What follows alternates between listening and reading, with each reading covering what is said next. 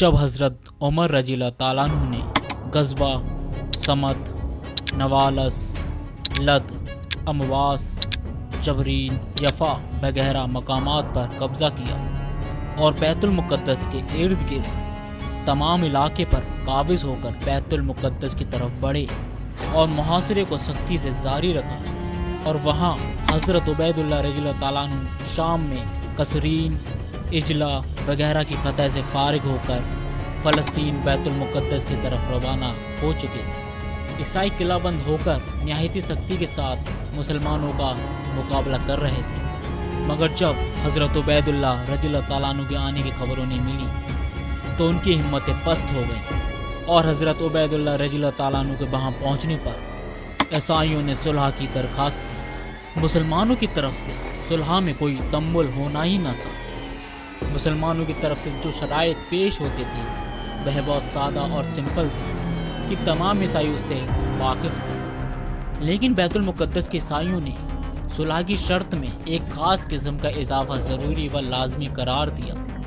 وہ یہ تھا کہ حضرت عمر رضی اللہ تعالیٰ عنہ خود آ کر عہد نامہ لکھیں، اور تن بطریق بیت المقدس سے نکل کر مصر کی طرف بھاگ گیا تھا، لیکن حضرت ابو عبیدہ رضی اللہ تعالیٰ عنہ نے یہی مناسب سمجھا کہ جنگ کو روک کر صلح کو ہی کیفیت دی جائے۔ انہوں نے حضرت عمر فاروق اعظم رضی اللہ تعالیٰ عنہ کو ان حالات کا ایک خط لکھ کر اس میں تحریر کیا کہ آپ کے یہاں تشریف لانے سے بیت المقدس بلا جنگ قبضے میں آ سکتا ہے۔ حضرت عمر رضی اللہ تعالیٰ عنہ کو یہ خط ملنے کے بعد مسجد نبوی میں حضرت عمر رضی اللہ تعالیٰ عنہ نے سب صحاباؤں کو بلا کر اس پر مشورہ کیا۔ حضرت عثمان غنی رضی اللہ تعالیٰ عنہ نے فرمایا کہ عیسائی اب مغلوب ہو چکے ہیں، ان میں لڑنے اور مقابلے کی ہمت نہیں رہی، آپ بیت المقدس کا سفر اختیار نہ کریں، اللہ تعالیٰ عیسائیوں کو اور بھی زیادہ ذلیل کرے گا،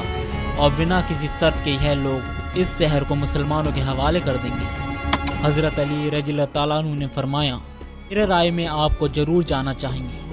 فاروق اعظم رضی اللہ تعالیٰ عنہ نے حضرت علی رضی اللہ تعالیٰ عنہ کی بات کو پسند کیا اور ان کی رائے مانی۔ عمر فاروق اعظم رضی اللہ تعالیٰ عنہ کا سفر فلسطین۔ ستوؤں کا ایک تھیلا، ایک اونٹ، ایک غلام، ایک لکڑی کا پیالہ ہمراہ لے کر اور اپنی جگہ حضرت عثمان غنی رضی اللہ تعالیٰ عنہ کو مدینے کا عالم مقرر فرما کر روانہ ہو گئے۔ آپ کا یہ سفر عام طور پر بہت مشہور ہے۔ یہ غلام اونٹ کی مہر پکڑ کر چلتا اور فاروق اعظم رضی اللہ تعالیٰ عنہ اونٹ پر سوار ہوتے، اور کبھی غلام اونٹ پر سوار ہوتا اور فاروق اعظم رضی اللہ تعالیٰ عنہ اونٹ کی مہر پکڑ کر آگے چلتے، اور اس عظیم الشان شہنشاہ اور خلیفہ اسلام کا سفر تھا۔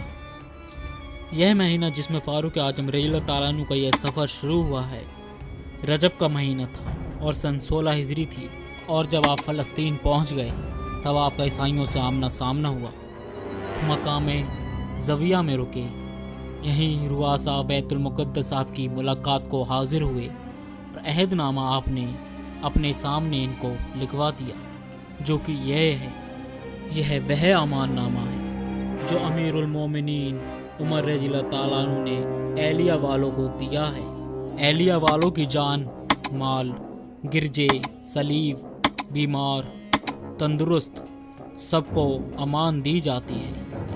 اور ہر مذہب والے کو امان دی جاتی ہے۔ ان گرجاؤں میں سکونت نہ کی جائے گی اور نہ وہ توڑے جائیں گے، یہاں تک کہ ان کے احاطوں کو بھی نقصان نہ پہنچایا جائے گا، نہ ان کی صلیب اور مالوں میں کسی قسم کی کمی کی جائے گی، نہ مذہب کے بارے میں کسی قسم کی زبردستی کی جائے گی،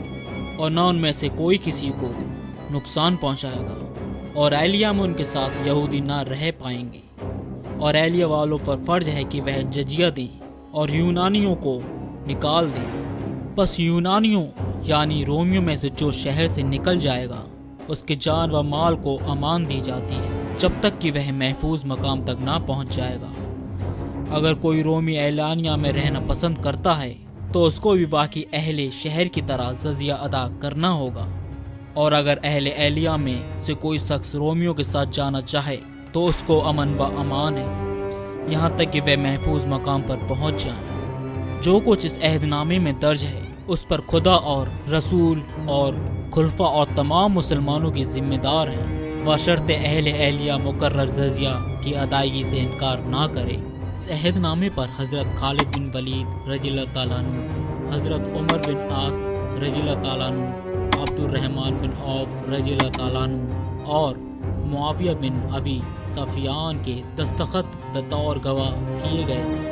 بیت المقدس والوں نے فوراً جزیہ ادا کر کے شہر کے دروازے کھول دیے۔ اسی طرح ایسے رملہ نے بھی شہر مسلمانوں کے حوالے کر دیا۔ عمر فاروق اعظم بیت المقدس میں داخل ہوئے اور سب سے پہلے مسجد اقصیٰ میں گئے۔ محراب داؤد کے پاس پہنچ کر سجدہ داؤد کی آیت پڑھی، پھر عیسائیوں کے گرجے میں گئے، اس کے سحر کر کے واپس تشریف لائے۔ بیت المقدس کی فتح کے بعد فاروق اعظم رضی اللہ تعالیٰ عنہ نے فلسطین کے 2 حصے کر کے ایک حصے پر علقمہ بن حکیم کو امیر بنا کر رام اللہ میں رہنے کا حکم دیا، دوسرے حصے پر علقمہ بن محرز کو امیر مقرر فرما کر بیت المقدس میں رہنے کا حکم دیا۔